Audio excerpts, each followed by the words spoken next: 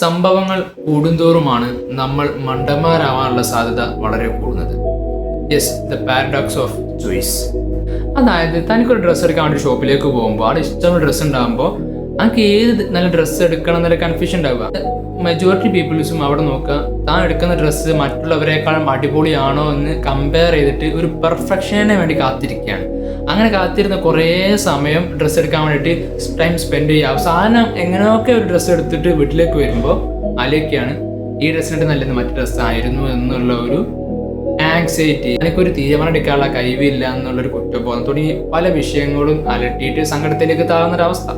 അതായത് ഇതിൻ്റെ പേരൊരു എക്സ്പെരിമെൻ്റ് നടന്നിട്ടുണ്ട്. അതിൻ്റെ പേരാണ് ദ പാരഡോക്സ് ഓഫ് ചോയ്സ്.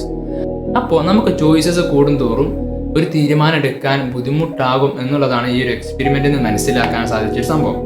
അപ്പോൾ അത് എപ്പോഴും ഇല്ല എന്നും പറയപ്പെടുന്നുണ്ട്. ചില സം ടൈംസിൽ കൂടുതൽ ചോയ്സസ് ഉണ്ടാകുമ്പോൾ